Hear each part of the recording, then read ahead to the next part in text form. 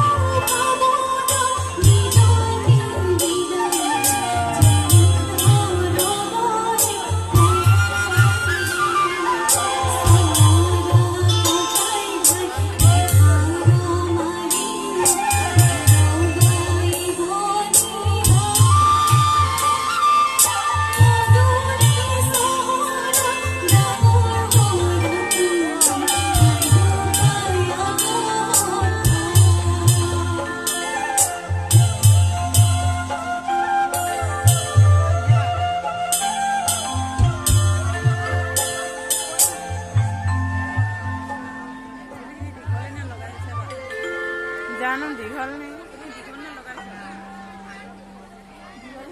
আছে নে নাই?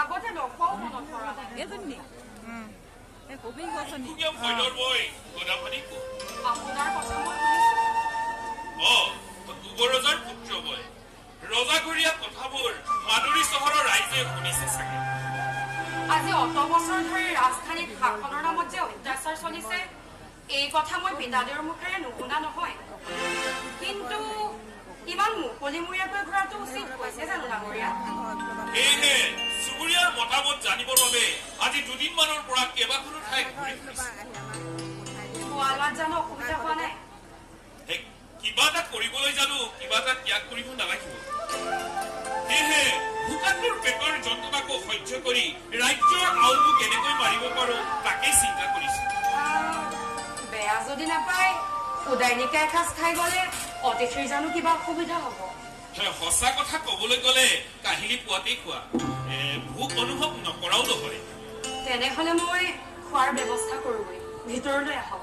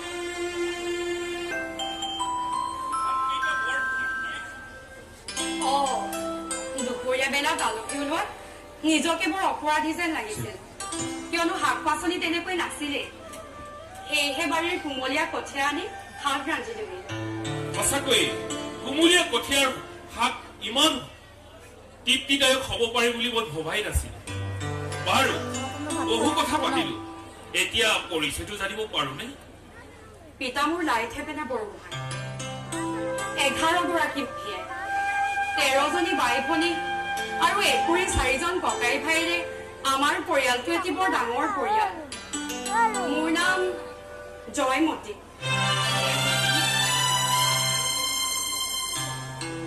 চিনাকি হৈ ভাল লাগিল কেতিয়াবা আকৌ আহিম নেদেখাজনে কৃপা কৰিলে কুমলীয়া কঠীয়াৰ সোৱাদ ল'বলৈ আকৌ আহিম এতিয়া আহো আপোনাকো লগ পাই ভাল লাগিল আকৌ আহিব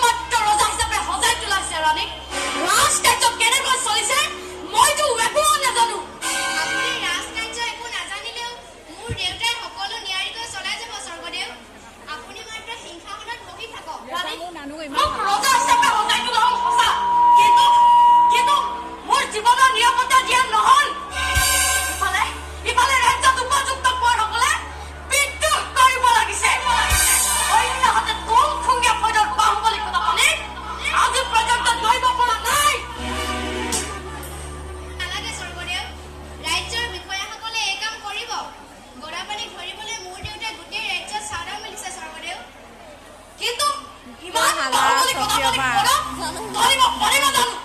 গদা পানীত ধৰিব নোৱাৰা পৰ্যন্ত মই কোনো কামতে শান্তি নাপাওঁ।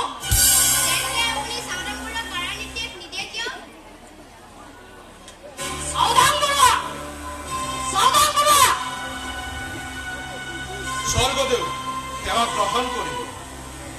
বন্দীক বা কিয় মাতিলে স্বৰ্গদেউ? গদাপানীৰ বাতৰি কি? গদাপানী বিচাৰি থকা হৈছে স্বৰ্গদেউ। বিচাৰি থকা হৈছে? পান মানে গদাপানীক বিচাৰি উলিয়াব পৰা নাই। স্বৰ্গদেউ গদাপানীক বিচৰাত অলপো কৃপণালি কৰা নাই। তোমালোকে ৰাজযজ্ঞ অৱহেলা কৰিছা, কিন্তু মনত ৰাখিবা ইয়াৰ পৰিণাম অতি ভয়ংকৰ হ'ব। অৱহেলা কৰিলে চৰম শাস্তি ভুগিব লাগিব। দিনে ৰাতি হাবিয়ে বননীয়া গদাপানীক বিচাৰি থকা হৈছে স্বৰ্গদেউ। তেনে গদাপানী পলন কৰাই ৰাণী, মোক তোমাৰ দেউতা গদাপানীয়ে সঁচা, কিন্তু মোক শান্তিৰে দিন কটাবলৈ নিদিলে। তোমাৰ দেউতাৰে সন্তান কৰি মই মোৰ হাত ধৰি শংকৰসকলৰ নিধন যজ্ঞ কৰিছো। আপুনি পলাম নবগিব স্বৰ্গদেউ। চাওদাং বৰুৱা, তুমি য'তেই নোপোৱা গদাপানীক ধৰি আনা। যোৱা চাওদাং বৰুৱা, গদাপানীক ধৰিবই লাগিব। বন্দীলৈ যি আদেশ মাতা।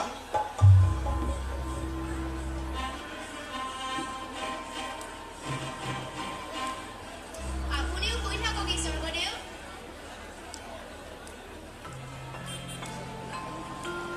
আহক, মোৰ কোলাতে টোপনি যাব।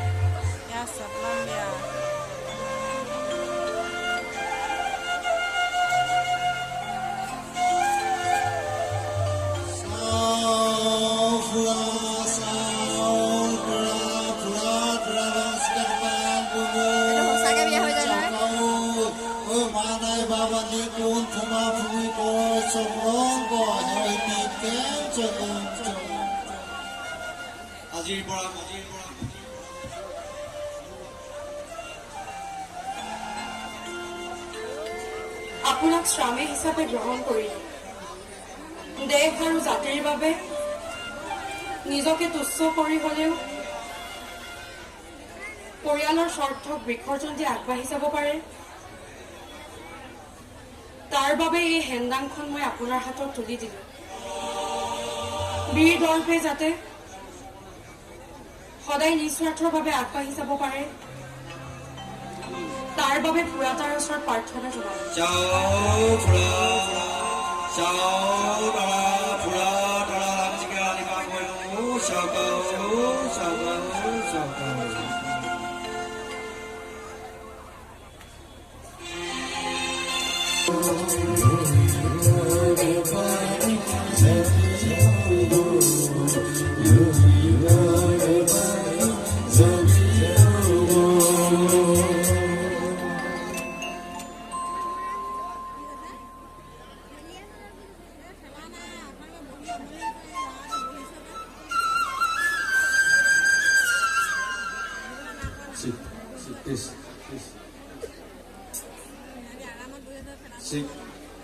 বিশেষ ঘোষণা ইতিমধ্যে আমি জানিব পাৰিছোঁ আমাৰ এই জেৰেঙাৰ বিনয় নাটখনে যিসকল আমাৰ কলা কৌশলী অভিনয় কৰিছে আমি তেখেতসকলে ইতিমধ্যে আমাৰ মঞ্চৰ কাষত ৰৈ আছে পাছফালে, কিন্তু আমি জানিব পাৰিছোঁ বিভিন্নজন ব্যক্তিয়ে তাত গৈ অসুবিধাৰ সৃষ্টি কৰিছে।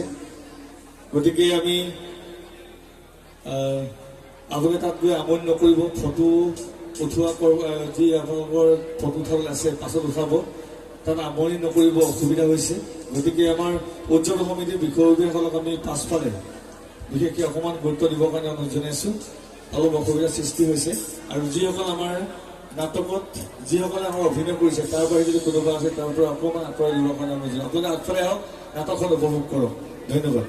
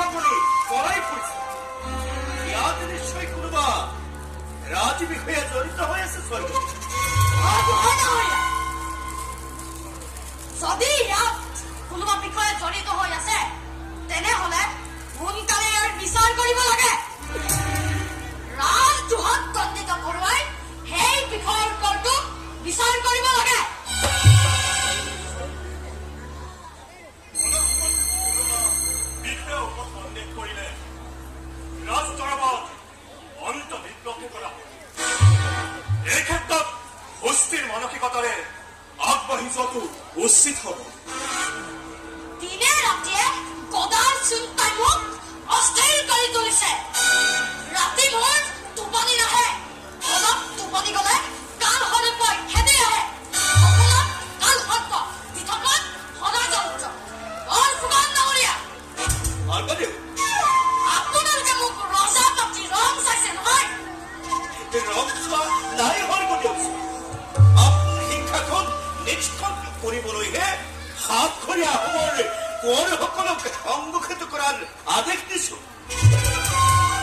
হয়তো অলপ পলম হ'ব পাৰে হৰগদি। আপুনি বহু কথা ভালকৈ নুবুজিবও পাৰে, কাৰণ আপুনি ৰজা হলেও আপোনাৰ মনটো যে তেনেই লৰামতীয়া।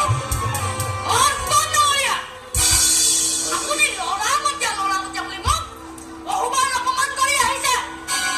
মই যদি ৰাজসিংহাসন অধিকাৰী হয়ো ৰাজকাৰ্য চলাবলৈ নাপাওঁ, ৰাজকাৰ্য নাজানো, তেনেহলে এতিয়াই ৰাজসিংহাসন ত্যাগ কৰিম। সিংহাসনৰ মৰ্যাদা ৰক্ষাৰ কাৰণে আপুনি সিংহাসনত বহিব লাগিব। এনেকৈ নকৰিব সৰ্বদেউ, এয়াই এক অমংগলৰ কাম কৰা হ'ব।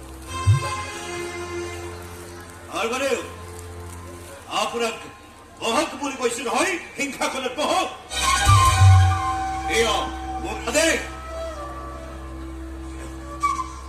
আৰু আপুনি ৰজা হলেও সম্বন্ধটো মোৰ জোঁৱাই আপে মোৰ বহৱৰ্তী হৈ আপুনি সিংহাসন ত্যাগ নকৰিব দেই বহক কৰিছো নহয়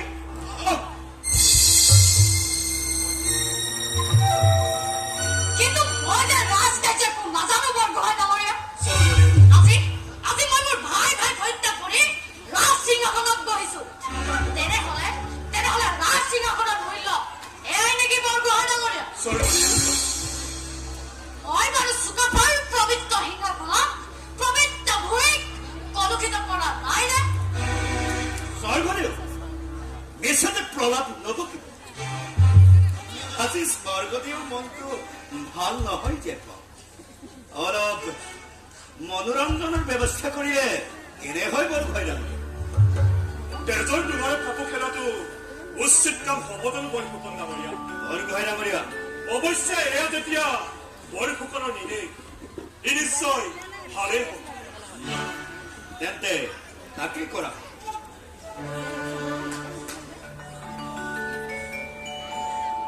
ৰেগিৰে হ'ব তোমালোকে নৃত্য গীতেৰে স্বৰ্গদেউৰ মনটো মনৰ ব্যৱস্থা কৰা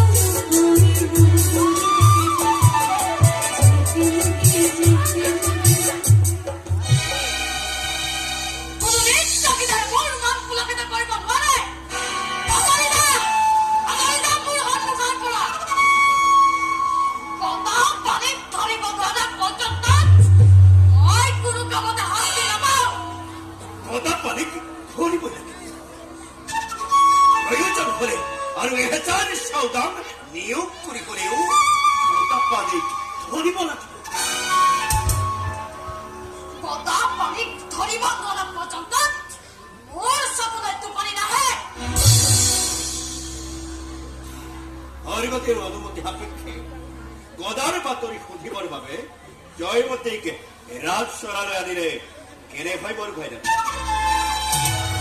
স্বৰ্গদেউ এগৰাকী অপৰাধ তিৰোতা বিচাৰৰ বাবে ৰাজচৰালৈ অনাটো ভাল কাম কৰা নহ'ব নিশ্চয় অন্যায় কাম কৰা হ'ব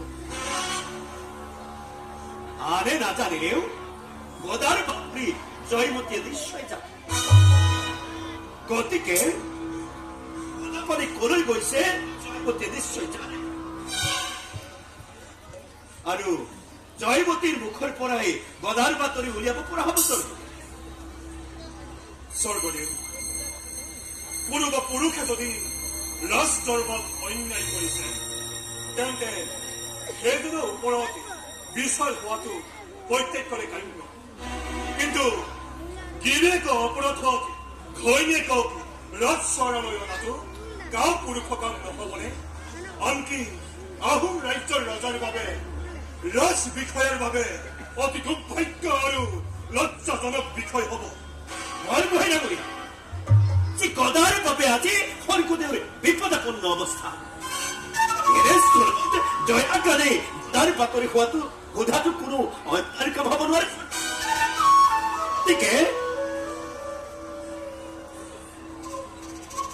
জয়মতীক ৰাজসভালৈ আনিবই লাগিব কিন্তু অতিকৈ তেতিয়াহে স্বৰ্গদেউ যেতিয়া গদাই গুপুতভাৱে ষড়যন্ত্ৰ কৰি ৰাজ দৰবাৰত অমংগলৰ সূচনা কৰিব গতিকে স্বৰ্গদেউ জয়মতীক ৰাজসভালৈ আনিবই লাগিব স্বৰ্গদেউ ই নিশ্চয় আহোম ৰাজ্যৰ ইতিহাসৰ বাবে কলংকিত অধ্যায় হৈ ৰব আৰু আহোম ৰাজ্যৰ নীতি নিয়মক অপমান কৰা হ'ব বৰফুকন নগৰীয়া আনবোৰ কাম আপোনাৰ ইচ্ছামতে কৰিব পাৰিছে কিন্তু এগৰাকী ভিতৰৰ বোৱাৰীক বাহিৰলৈ উলিয়াই আনি আপুনি ৰাইজৰ আগতে অপমান কৰিব নোৱাৰিব এগৰাকী অবলা তিৰোতাক বল প্ৰয়োগ কৰাটো কোনো জ্ঞানী লোকৰ কাম নহয় ৰাইজৰ পদক ভালদৰে পালন কৰাটোৱে ৰজাৰ কৰ্তব্য সেয়ে স্বৰ্গদেউ এনে কাম কৰিবলৈ আপুনি অনুমতি নিদিব বৰ গহীনা কৰিয়া তুমি চলি হাতৰ মুঠ দিব পৰা নাই নাম কিমান ভয়ংকৰ হ'ব পাৰে আপুনি একতে ভাবি চাইছেনে চাওদাং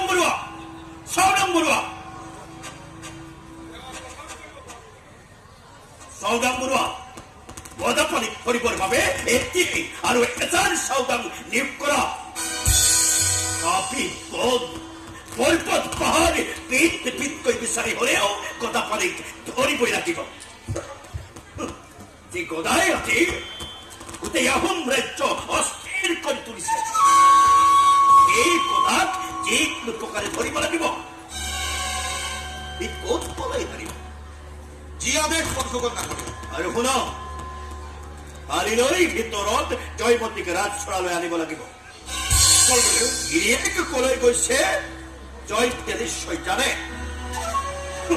এটি সামান্য ধুনীয়া থৈল লৰা হৈ আজি গোটেই ৰাজ্য অধীৰ অধীৰ কৰি তুলিছে স্বৰ্গদেউ ই বাহুবলী হ'ব পাৰে কিন্তু আমাৰ চাওদাঙৰ হাতৰ পৰা কেনেকৈ ৰক্ষা পাবহি দেখা যাব মনত ৰাখিব আহোম ৰাজ্যৰ ঘোৰ পুত্ৰ গদাপানী গতিকে বৰপথ হাবি বননীয়ে বিচাৰিবলৈও গদাপানীক ধৰিবই লাগিব মনত ৰাখিব আমাকে লাগে বাথো গদা পড়ো আমাকে লাগে বাথো গদা পড়ো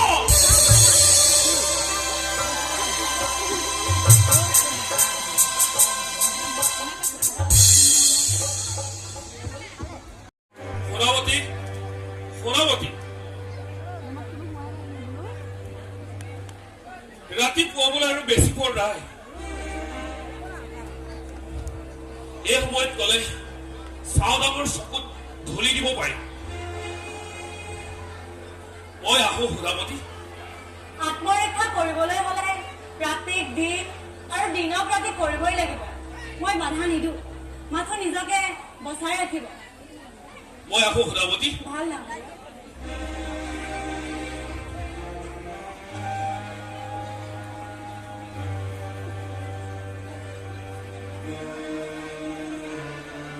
পূৰ্ণিমা হয় ৰাতি পুৱাবলৈ আৰু বেছি পৰ নাই সোণাৱতী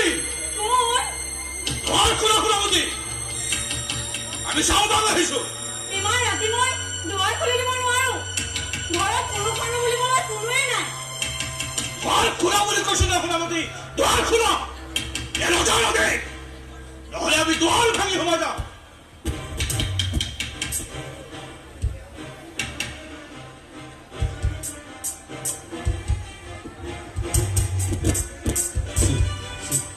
কি লাগে আপোনালোকক সোণাৱতী বিশেষ সূত্ৰে জানিব পাৰিছো গদাপানী দুদিন ধৰি তোমাৰ ঘৰতে আশ্ৰয় লৈ আছিল মিছা কথা সোণাৱতী মিছাৰ কথা কবলৈ চেষ্টা নকৰিবা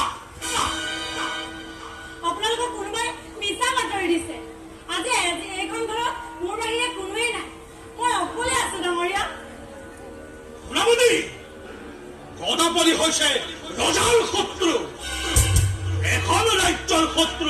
আশ্ৰয় দিয়াটো যিমান অপৰাধ তাৰ বাবে তুমিও দণ্ডিত হ'ব লাগিব। মই বাৰে বাৰে কৈছো মোৰ ঘৰত কোনো অপৰাধী নাই। হয় গুণৱতী, তেতিয়াহ'লে আমি ঘৰৰ প্ৰতিটো কোঠা তন্ন তন্নকৈ চাবলৈ বাধ্য হ'ম গুণৱতী। চাব পাৰে ঐ চৌদাসকল, ঘৰৰ প্ৰতিটো কোঠা তন্ন তন্নকৈ চাবা, যাতে গদা পানী পলাই যাব নোৱাৰে।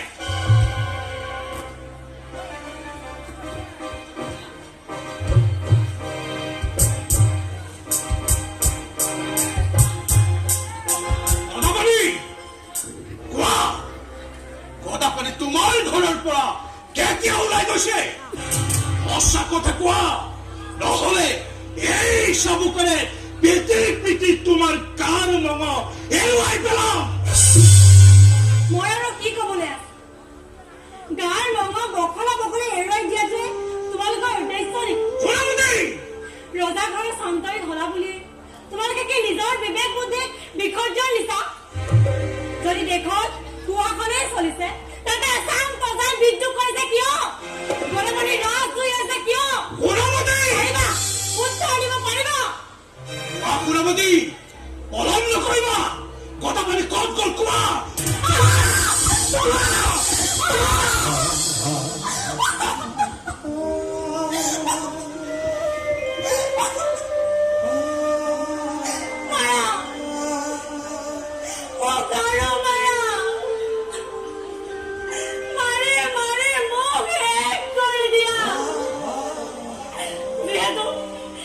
তোমালোকৰ হাতত এতিয়া ক্ষমতা আছে। তোমালোক এতিয়া বলি, আমি বৰ দুৰ্বলীবোৰে বলিৰ আঙুলিৰ নিৰ্দেশত নাচিবই লাগিব। সময় নষ্ট নকৰিবি। গদাপানী ক'ত আছে উত্তৰ দে। মাৰে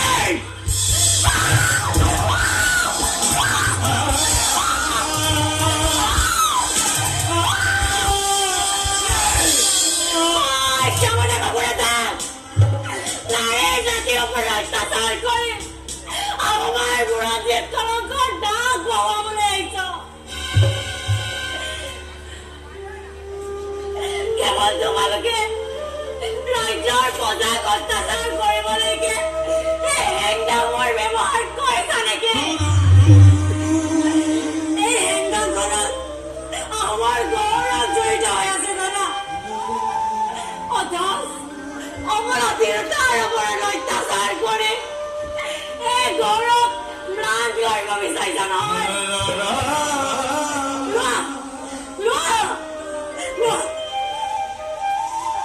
হে মোৰ অসমীয়া ভাইসকল, এনেকুৱাই যদি তোমালোকে নিজৰ বিবেক বুদ্ধি বিসৰ্জন দি ভুৱা মুখাখনত অন্ধ হৈ পৰা, তেতিয়া দিন অসমীয়াৰ অস্তিত্ব হেৰাই যাব।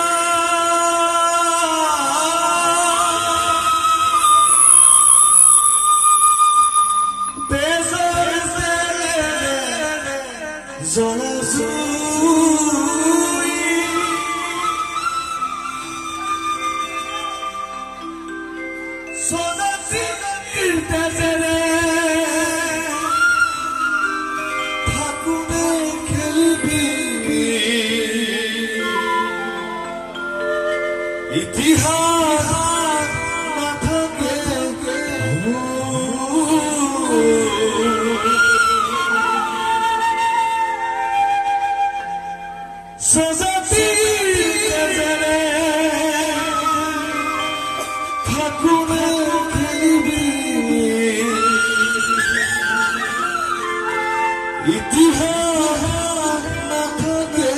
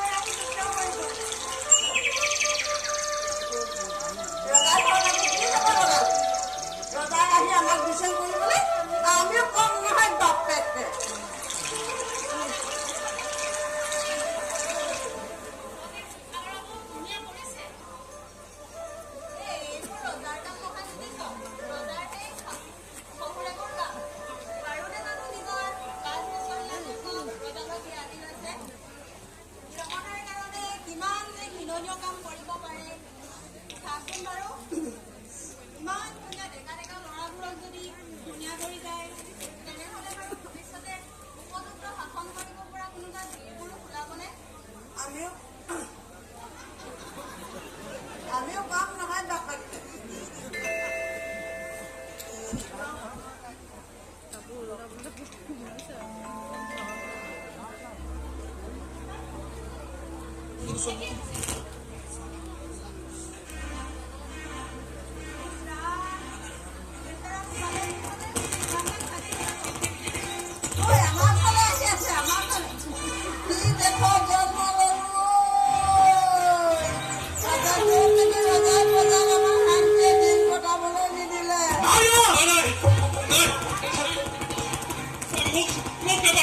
হয়না মোক থৈ দিবা হয়না কাণ হকানি পেলা হয়না মোক নামাৰিবা মোক নামাৰিবা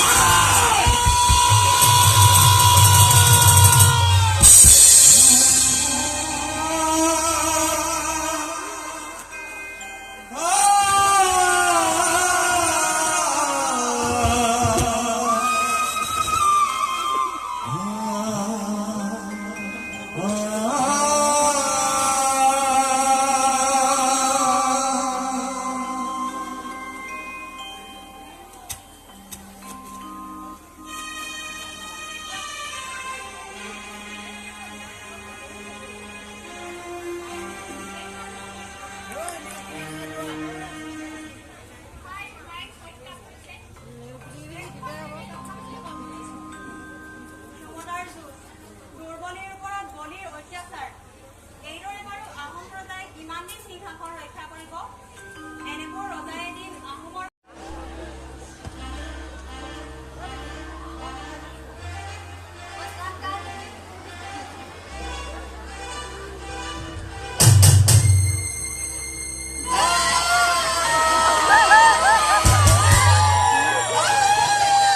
দেখি পিনে কান্দিছে আগতে কান্দিব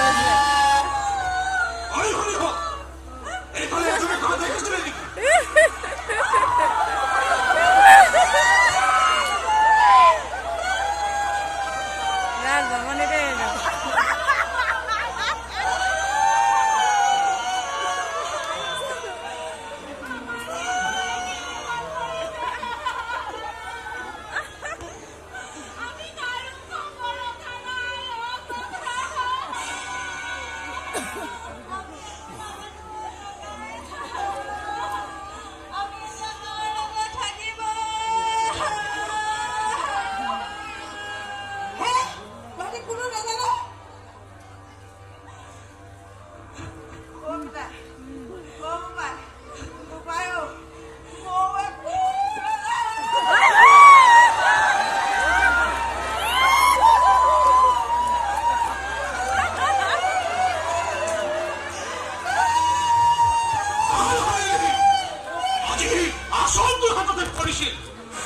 ৰজাই তোৰ চিন্তা একমাত্ৰ গদাপাণিৰ বাবে আজি তাক ধৰিব পাৰিলে আমি ৰজাৰ পৰা পুৰস্কাৰ পালোহেঁতেন হয় ভাইহঁত মই এতিয়া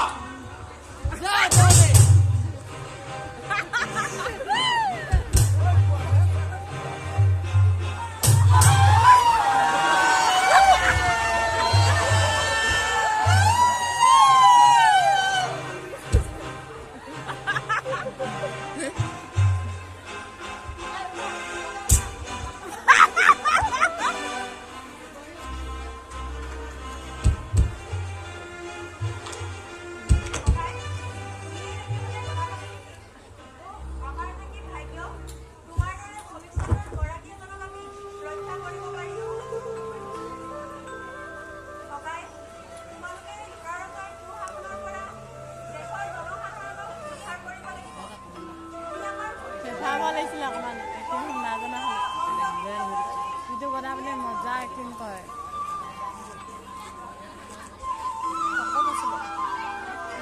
ফেফাই সেনেকৈ ভাল লাগে ইয়াৰ ফেফা চেফা নাই দেখোন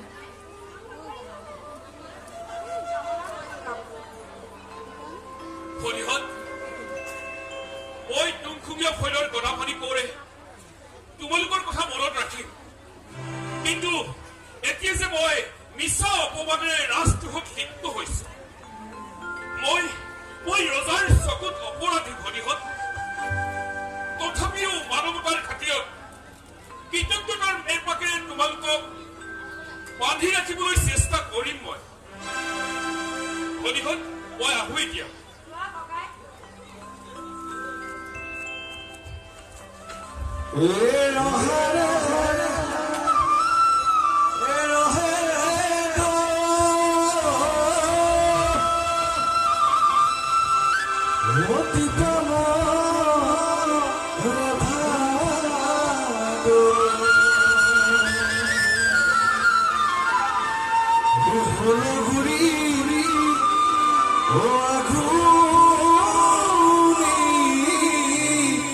Bye.